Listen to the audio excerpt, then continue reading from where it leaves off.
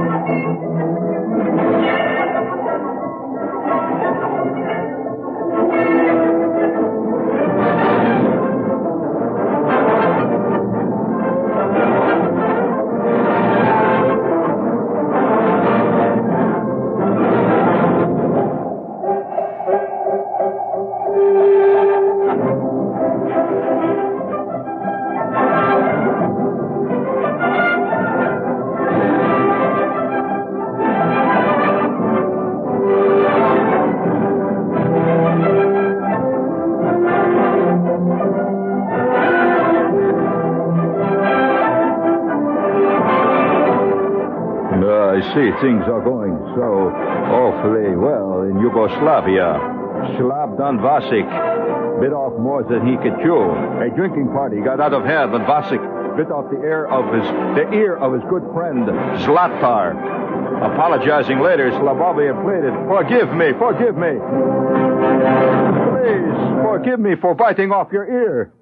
"I can't, you'll make me ugly," replied his friend. Whereupon Slobdanian produced a knife and slashed off one of his own ears. They are now friends again. Oh, in Yugoslavia they do it. Oh,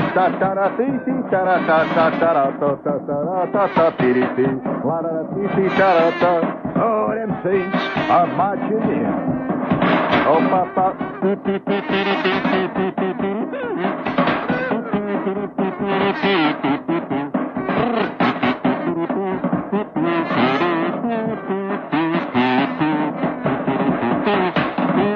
Hold it, Herb. There, reset that, please, if you will. Hello, test. I'm just getting everything ready here. Hello. That's very good. Reset that there. Bit off the ear of his friend. Shades of. I'll give you a clue. Who was the famous artist that cut his ear off? I mean, in a fit of rage because he had a bad agent. Who was that? Now, that really happened. No, you're correct. That's right. Matisse. Claude Matisse. Cut off his ear. And it gave him a fantastic perspective. And that's why he's known for his, the beautiful feeling that he has in his paintings. Matisse. No ear. But we would like to, tonight, before we do anything else here, get too involved in all these esoteric cultural things here, we have a couple of things that we'd like to take care of. We have to, as you know, sports are becoming a fantastic national, almost a national, probably hang-up, really. I mean, there's, you hear sports. Only in our time would Howard Cosell be a major star. Only in our time. And has it occurred to you that Howard Cosell is the W.C. Fields of sport? That if W.C. Fields were alive today, he'd be working for ABC. But that's probably doing the news, matter of fact. But that's neither here nor there. I nevertheless do feel that the sports are becoming a national mania. And remember the old days when they used to say that the one thing that's going to draw man together is sports? Remember, people used to believe such totally naive stuff. Yeah, they used to believe that was the thing. Yeah, sports, the good, clean, the thrill of competition and all that. Of course, you've been hearing what's been going on at the Moscow games, haven't you? 90-minute fist fights down there. In the basketball, and what happened after the Israelis won a basketball game? They were everybody who cheered for them was chased down the street, and so anybody who feels that the sports are going to bring about international rapport simply doesn't know his you-know-what from a banjo about sports. Now, I having been involved in sports more or less all of my life, both as a participant and as an observer, I have never had this illusion. Have you, Jerry? No, there's got to be a day. It's slowly beginning to approach. What with the growth of Bobby Riggsism and Billie Jean Kingism and all that, it's got to happen one day right in front of all those people. A tennis player is going to run up to the net, leap over the net after the final point has been scored, and smash his opponent with a fantastic left hook, and then run out and chase the officials right out of right on Channel 13. It's going to happen on the educational channel. And they're going to realize that sports are not what they seem to be. Have you noticed that educational type people seem to think that certain kinds of sports are really sports, other kinds are not. Tennis is a real sport, and it's somehow an intellectual achievement. And yet I have known tennis players, and I found them very little different from any other kind of athlete. Mean, slit eyes, money-grubbing. Oh, let me tell you, some of the most money-grubbing men I've ever known in my life are tennis players. Maybe it's because you wear white shorts and you wear a white T-shirt and you appear on that beautiful green grass, and that it seems that it's just a clean sport. Well, let me tell you, things are changing rapidly, and there's going to be a shock moment. We've seen one of the best infighters in the world of competition today is Bobby Fischer. He's made chess into something else. I mean, and eventually, watch every major chess tournament, every major grand master international type will come complete with a psychological warfare expert who will sit next to him and prepare psychological ploys to use on the opponent. One chess player will suddenly show up wearing a gigantic rubber mask. One of these gorilla masks. And every time the guy is about to make a move, he'll go, right, little bit, yeah. He'll carry his own bullhorn with him, say. Just aim it right at his opponent as he's trying to move the queen from Q7 to QD, and then, of course, they'll have to make all kinds of new rules about rubber masks and bullhorns, but that'll happen. Oh, it'll happen. Yes, indeed. Of course, we've got to realize that this is not, this is a comparatively recent development in America. We are not used to the fact that in many other countries, sports are mortal affairs. They're involved in nationalism. They often involve tremendous mass violence, often mass death and destruction. In fact, it's an old slogan, be careful on a Sunday afternoon when you go to any kind of a soccer game in Latin America. Take along your asbestos suit, because the stands are regularly set fire to in places like Venezuela, Caracas, 274 die in the middle of a soccer game. Oh yeah, and they continue the game. They don't stop the game. They just carry away the wounded and the dying, and they come and squirt foam all over the stands and put the fire out, but the game goes on. Now this has got to happen in America. Has not yet occurred. And it will happen one day. We've seen little evidences of it. The other day there was a little thing, wasn't it, when a football player was going to go up into the stands and fist fight the entire crowd, and they were yelling and throwing beer bottles at him? You heard about this, right? Well, it's not beyond the realm of possibility that when two teams, given the kind of fervor that pro football fans show, one little notch to the right on the big fervor knob, which we all have in our skull, one little notch to the right could produce a tremendous explosion. Let's say the Miami Dolphins, and I have known no team that has more fanatical followers than the Dolphins. If you've ever been down there, believe me, no matter what hour of the day, no matter what newscast you listen to, no matter what time of the year it is. The Dolphins are the number one news item. No matter what they're doing, you'll hear on the news. Here it is. Let's say July, or let's say it's sometime when football isn't even being played. Let's say March. They'll say Larry Zonka today bought a new set of furniture for his home on 2738 Coconut Way in Palm Springs, Florida. And now to other news. Don Shula reported today that he had nothing to say. And now we move on to the weather. This goes on and on down there. Fanatics. Of course, it's the warm temperature that produces it. It's the tropical atmosphere. It's the great hanging moon. It's the soft waters of Biscayne Bay. All of this contrived to make man a highly volatile creature.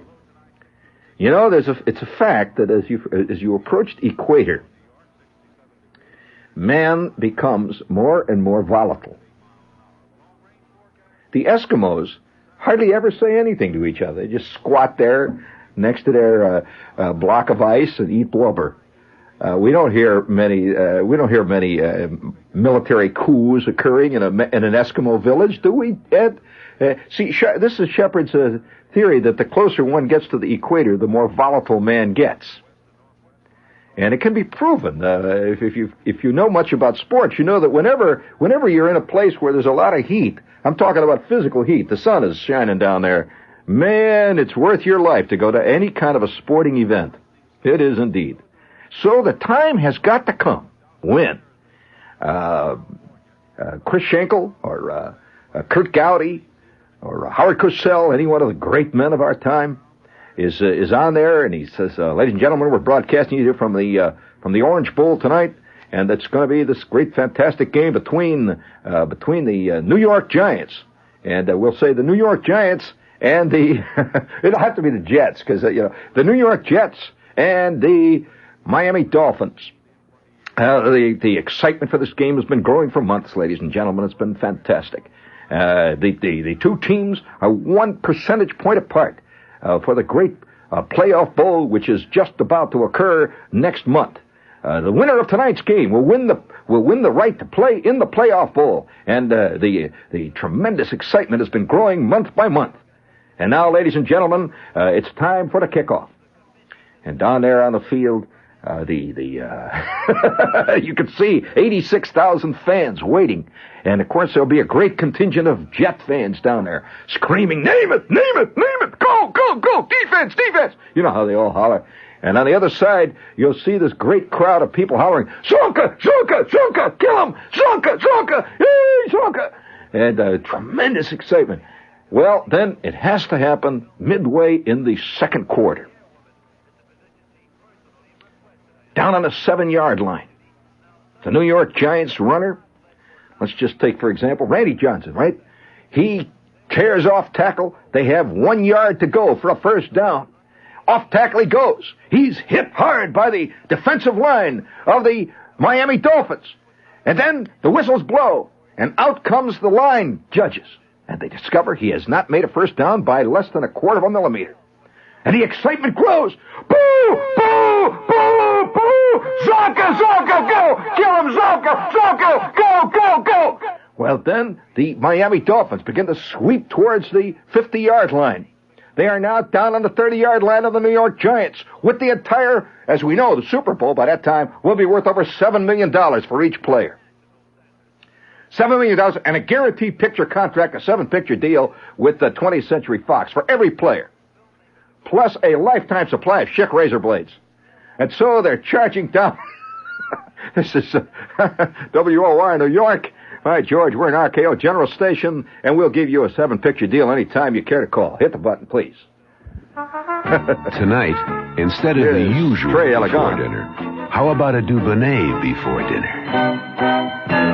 Before that's the time to think about some Dubonnet to drink. Before's the proper time of day to have yourself a Dubonnet. Before, yeah, before.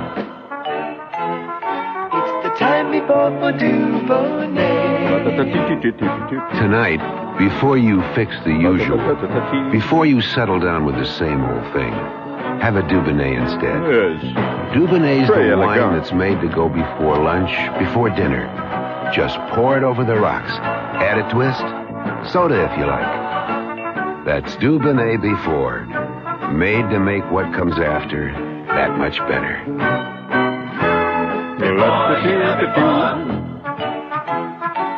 The time before Dubonnet Company, New York, New York. Oh, love is a ball. Let's see. We have another little goodie here. One of the most dramatic changes in the field of independent school education is the desire of today's student to retain his family and community identity while preparing for college. And this change has prompted the Cheshire Academy of Cheshire, Connecticut, a very good school, by the way, to introduce a 5-day boarding plan starting the 17th of September. And they have an outstanding record, that's Cheshire Academy, of placing college candidates in colleges throughout the U.S. After 179 years, 179, I repeat, the average class size is still only 13 students. And they have openings in most grades. To solve any transportation problems, the Academy will also arrange for weekend bus transportation from selected metropolitan areas. This is that new 5-day boarding plan. Cheshire offers a college prep course, grades 7 to 12, and postgraduate work. There is a co-ed day school community with local transportation arrangements. And if you'd like to find out about it, you better get on the stick fast because the 17th is coming up quick. You phone Cheshire Academy in Cheshire, Connecticut. And the phone number is area 203-272-5396.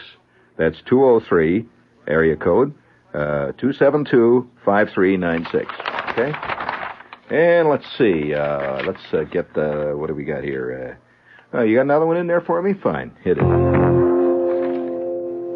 When you ask tough questions, you'd better have the answer. And we do. The only answer. Do you know why you drink the beer you drink? Is it because it's the beer your father drinks? Is it the beer your buddies drink? Do you really like the way it tastes? Or do you drink it out of habit? When was the last time you had a really good-tasting beer? A beer that went down easy. A beer that plain tasted great. Do you know there is a beer that tastes like that? Do you know it's Ballantine beer? When are you going to drink something that tastes really good? Why don't you try a Ballantine beer? Today. Who do we think we are asking these tough questions? We're the people with the answer. The only answer. Ballantine. Oh, very official. Wow. Great Scott. That's a scary commercial. Brewed by P. Ballantine Brewing Company, Cranston, Rhode Island.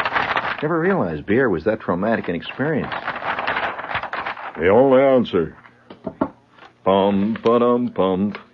And let's see. You know, I have to say though that I see a lot of very interesting things coming in the world of sports. It's just on the way, man, and it's got to happen one day. Right there in front of 700 million people watching a tremendous football game between, let's say, the Miami Dolphins and the New York Jets. An enormous riot will break out. It's just got to happen. And, and I mean an enormous one. Crowds will pour down from the stands and start fist-fighting it out, well, first with the officials, and then they will start on each other. Now, I don't know how Howard Cosell is going to handle that, personally. No, I'm very, very serious about this because there are many indications that are going on right now all over the world. And, you know, we're the first country to be surprised at things like that, whereas in other countries it is not at all surprising that violence breaks out at major sporting events. In fact, when I was in Glasgow, this was some time ago, I was in Glasgow back in the mid-'60s, and I happened to be there over the weekend when the Glasgow football team, you know, soccer team, was playing the team from Edinburgh. Now, this is a fantastic rivalry. I mean, you can just imagine. It's we don't have anything like this. You know, it goes back to the Cro-Magnon days. I mean, the ancient playing fields of the Neanderthal man are still being occupied by Neanderthal men. I might point out, nothing much has changed, and the entire town was filled with gigantic busloads of Edinburghians, whatever they call themselves, who've come to watch their team kill the Glasgow team. And, of course, 27 million hod carriers from Glasgow have arrived to see the reverse happen. And now they have stadiums there that seat like 150,000 people. You wouldn't believe the size of their stadiums. I mean, you could put two Shea stadiums in one of their stadiums. You ever seen them on TV? There's incredible crowds. Well, it's a fantastic crowd showed up. And I was walking around Glasgow that day, and during the afternoon when they were playing this game, and it was about 3 o'clock, 4 o'clock in the afternoon. Suddenly I started to hear these sirens. All over, I could hear sirens going. And I figured, well, just another riot's broken out someplace. And I go into a pub, and they're watching this thing on television. And there's a lot of yelling going on in the pub. These guys are saying, "Okay!" They're yelling things like, you know how Scotsmen always are. "Oh, Hootman!" And they're yelling and throwing stuff at the TV set. Well, it turns out that a giant riot had broken out at the stadium now, and the police, the militia, helicopters, and everything else were on their way there to quell what was going on out at the stadium. Well, like 26 people died, 147 people were injured, 7 players were taken to the hospital. Edinburgh beat Glasgow by 1 point, and there's been bad blood ever since. And I said, well, gee, I came back to my hotel, and I thought to myself, well, hell, I always thought that the Scotsmen were supposed to be such civilized people. Well, of course, I realized this is an American myth. It's simply an American myth. That's all there is to it. I saw another one. I happened to be listening. Did I tell you about the time I was in India? And it was a Sunday, and I finished writing a letter or something. It was a quiet after it was hot out. I was outside of Bombay, and the temperature was really murderous. It was like 120 degrees in the shade, and I was listening to a cricket game. Now, you think of cricket as being a very, very peaceful game, right? I mean, I always thought of cricket. Well, the Indian cricket team was playing a touring team from England, big team. I don't know anything about cricket, who they were, but they were... No, I'm sorry, it was the Australians. It was a big Australian team. And these were like the world champs at the time, this Australian club. And they were touring throughout India and taking on various clubs in Bombay and Karachi and places like that. And here they are playing the Bombay club. And I've got the radio on. And this very distinguished announcer who was doing it in very distinguished English tones, he kept saying things like, well, there is a 1/under bowler, and the wicket remains standing, and that is 274 for the Australians, 196 for the Bombay team. And there we have another pitch. It is a slow-bounding pitch to the off-end odd shot, and there is the throw, and that is out number 6. Beautiful play at that point. And, you hear the crowd back. Wow. Just a little bit. Wow. No, it's not big like ours, Ed. It's just, wow. Wow. Goes. Well, I wasn't paying much attention to the game since I am not exactly a cricket fan. And I was writing away there, and suddenly I hear his voice is rising in intensity. He's, oh, by Jove. They're out there on the field now. There seems to be some sort of difficulty. There seems to be a great deal of smoke. Great Scott. And I turned up the radio, and I heard the crowd now. It's going... Sounded like an enormous horde of locusts have descended on the field. Well, this went on for about 20 minutes, and they suddenly switched it back to the studio where we got the sound of a guy playing what appeared to be a lute and possibly a raga. And I waited to hear a further report, but nothing else came about. It was something had happened at the stadium.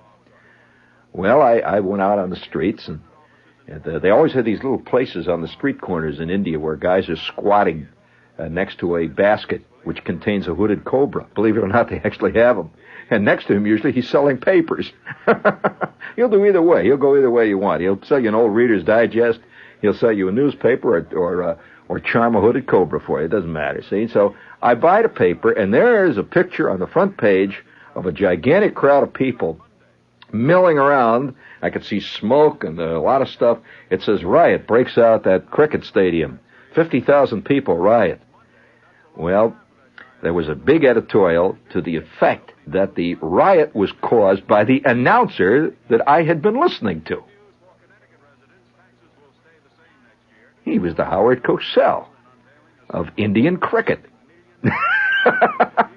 And it seems that what he had done was along about the 28th wicket or the 43rd wicket or whatever the hell it is they're playing out there, he began to imply in his voice that was a rather curious call by the umpire.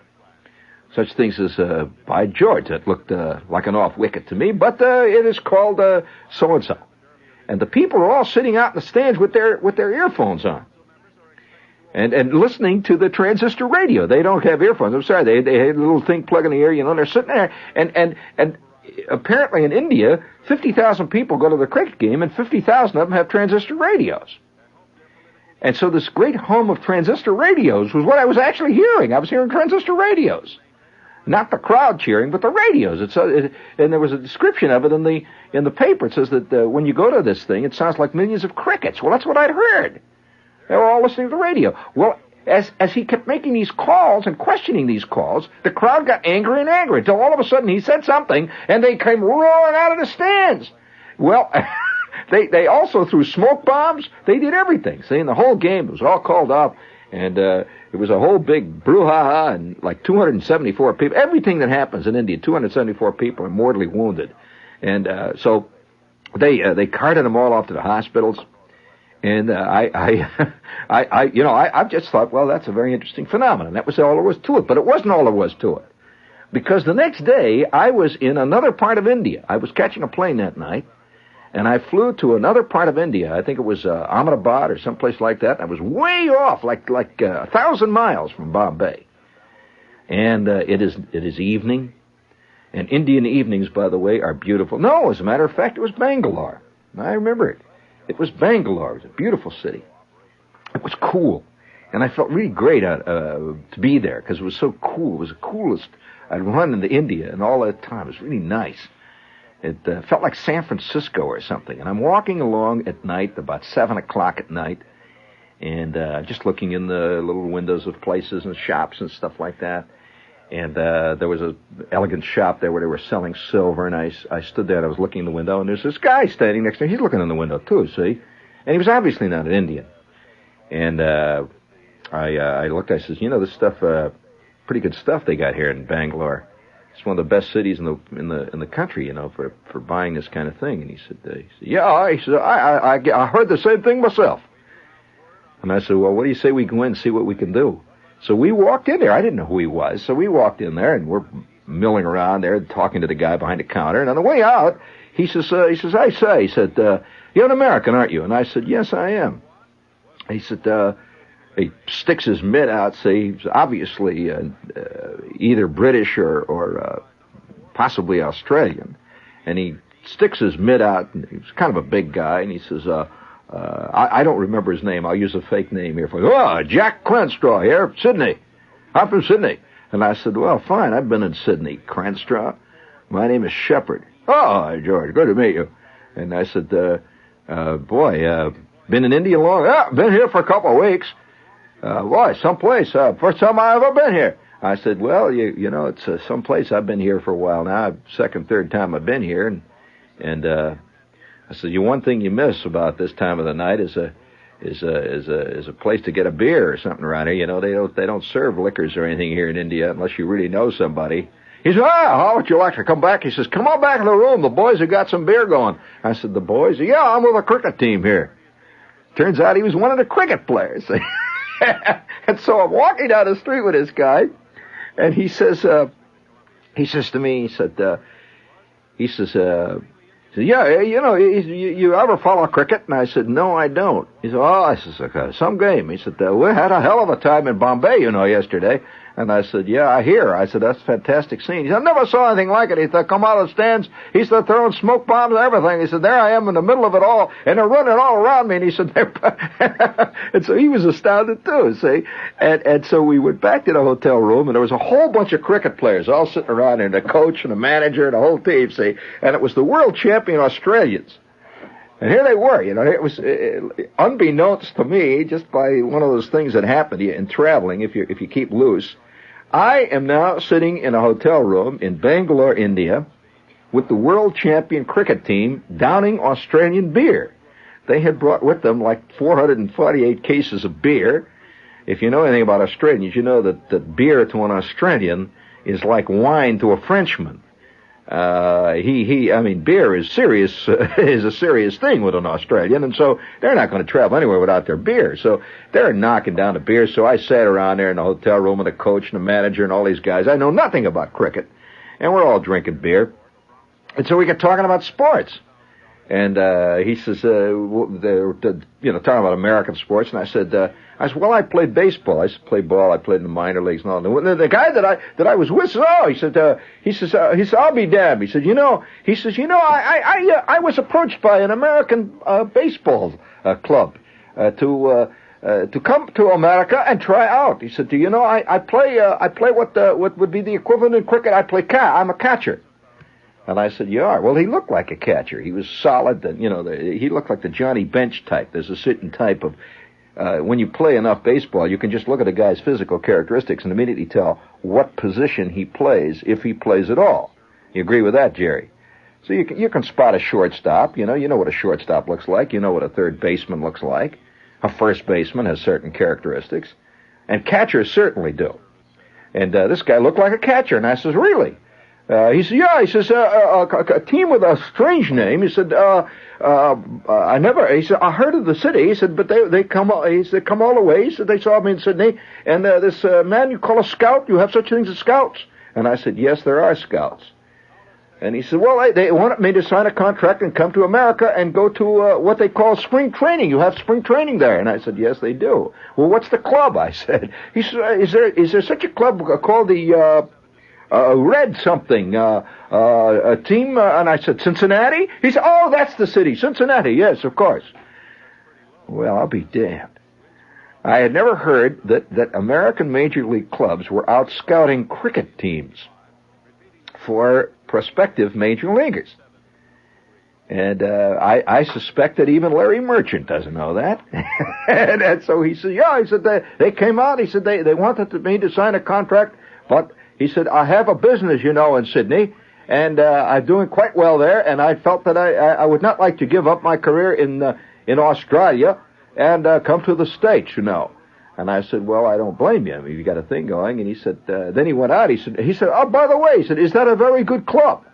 Well, at that time, the Reds were not only a very good club, they were also known as the Big Red Machine.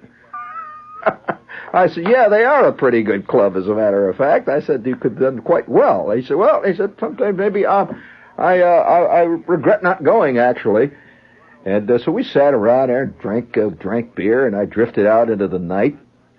And I had a whole different attitude when I got out in the night then as to what sports is like in the world as opposed to what it's like in America.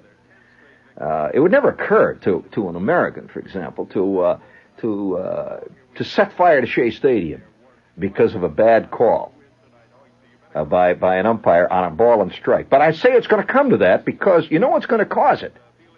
The instant replay. I could just see all these people sitting out there, millions of guys sitting at the Miami's stadium there at the Orange Bowl or Shea or someplace around at the Soldiers Field or Wrigley Field or some big stadium where there's a great dynamic game going on. And these guys are going to be sitting out there with their transistor radios. And somebody up in the stands, somebody up in the press box is going to have an instant replay and discover that the guy actually had scored. And they're going to lose out on the entire Super Bowl, the whole thing, because of a call by a referee. That's going to start it. And I have never seen, in America, I have never seen an editorial that says, in effect, that violence was caused by the mass media, and specifically say, yes, it was caused by mass media. But I did see it in India, and they had all kinds of editorials about the fact that this announcer had fomented and had, in fact, instigated a riot in Bombay that cost, a lot of people injuries, and it wrecked the game and a whole bit, merely because he didn't come out and specifically say that it was a bad call. He just expressed surprise on certain calls, and that was enough in the heat of the game. And they were listening to him out there. Now, had they not heard this, there was, they're sitting far away from the play. They would think, well, the angle is bad. It just looked good to me, but it didn't look good. Probably the umpire saw it better. So I say that one day we're going to see some fantastic things in sports with the way it's going, And these recent events in Moscow. Now, you see, I think it's kind of confusing to Americans to realize that many foreign countries use sports as almost as a state propaganda medium. They really do. So when the Czechs are beaten there's an incident that occurred here a few years ago, that when the Czech hockey team beat the Russian hockey team, that the Czechs celebrated in Prague, and when they did start to celebrate in Prague, there was a tremendous reaction from the Russian soldiers in that area, and man, they clamped down on them like in 5 minutes. This happened here about a year or two ago, because the game was not just a game, it was a game between two countries. It was a substitute war. And when a war is fought, people become bloodthirsty. A war, and even though it may be a symbolic war, in some ways that's even worse, because and when you have referees, have you noticed that the referees in these countries call things according to the country involved? We've seen this in the recent Olympics, when the Iron Curtain block would have an entirely different set of points for a diver, we'll say, than say the non-Iron Curtain country judges. They put out the opinions, the points, 9.7, 6.9, and all that, and it would be distinctly political. Well, that's a curious thing in America. It's curious. We're not really quite used to that, because we're a mobile people. See, I think that the fact that most of us move around in our lifetime, and we have for maybe 100 years, we've been very mobile people. We don't have the deep kind of hatred for other parts of our own country that they do in other countries. So the Edinburgh man looks upon the Glasgow man as a totally different and alien person in many cases, because he's been living in Edinburgh. His family's lived there for 400 years, 500,000 years. And the Glasgow guy has lived in Glasgow for 1,000 years, his family. And so the Edinburgh people come, and they're going to beat the Glasgow people. Well, this is a very traumatic experience to them, because they think of themselves as natives of Glasgow, and we move around. Our ball clubs move around, so it makes a whole different ball game. And ultimately, hey, Ed, are you in there? Or would you please, if you will? I'm Astrid Gilberto. Hey. You hear that beat? That's the rhythm of Rio de Janeiro, cidade maravilhosa, the marvelous city. Ipanema, Copacabana, Bossa Nova, sun all day, samba all night. The people, they're called karaokes. They love fun. They love other people. Very clear lines. That's how you jet there. See you in Rio, okay? Varig Airlines brings you a week in Rio for $509 with airfare, hotel, breakfast, transfers, sightseeing, the whole works. For a brochure, call your travel agent or write Varig, Box D, Staten Island. The price is based on low season GIT, September 16th through November, January 16th through May. Box D, Staten Island, Varig. And, let's see, we have another one here. Hey, speaking of sports, before I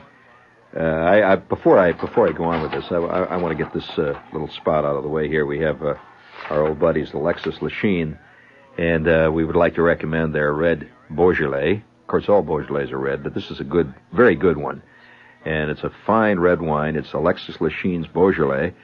And if you want to really try a good one, I would like to suggest this Alexis Lachine, the beautiful Beaujolais imported from France in gracious, curvaceous bottles. I have an elegant bottle, too. It tastes fresh, light. It's a nice, light, dry wine. In fact, Beaujolais is the most popular French wine in America, Beaujolais. And while other wines have increased their prices, Alexis Lachine is still at its same low price. It's really a good buy these days. And you'll enjoy this Beaujolais, so try it. Alexis Lachine, the Anytime wine, imported by Bass Charrington Vintners, New York. Remember that elegant name, Alexis Lachine. Alexis Lachine, Alexis Lachine, Alexis Lachine, Alexis Lachine, wines. Yeah.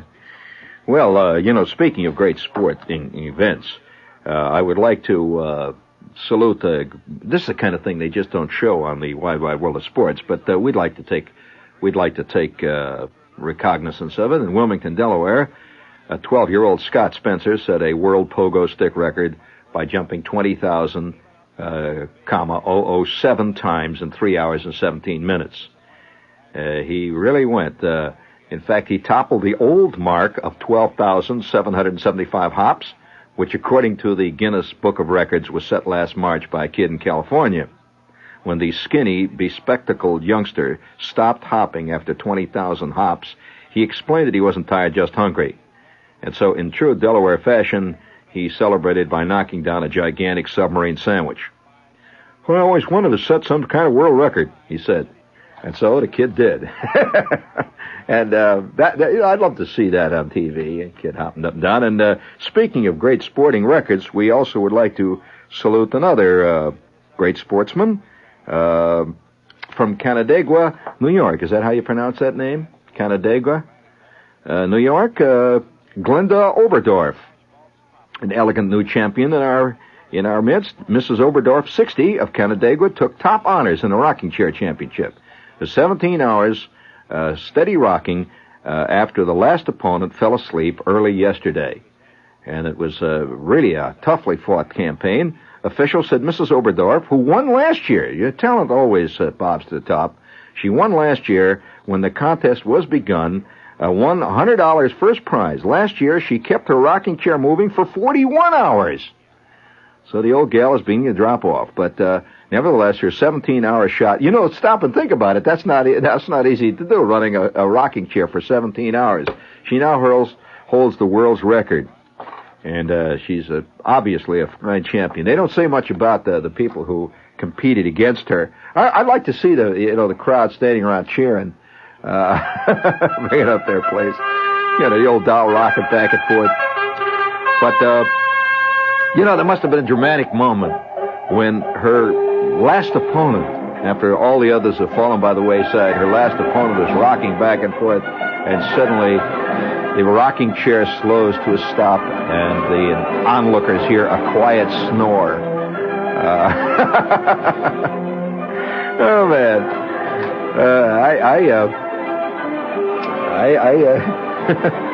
I just think that we're in for some great times in the future, friends.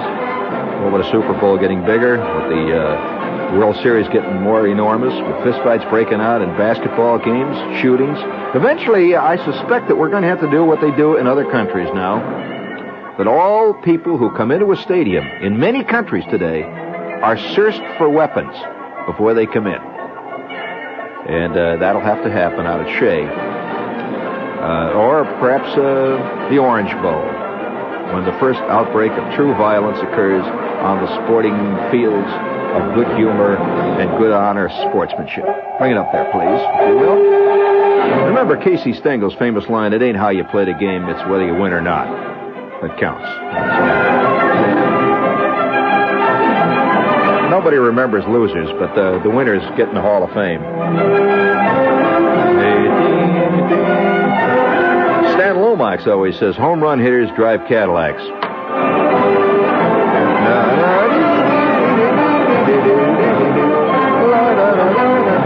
Singles hitters become sports announcers.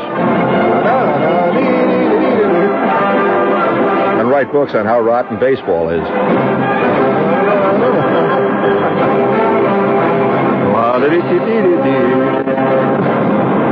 This is WOR New York and RKO radio station. Stay tuned for John Wingate.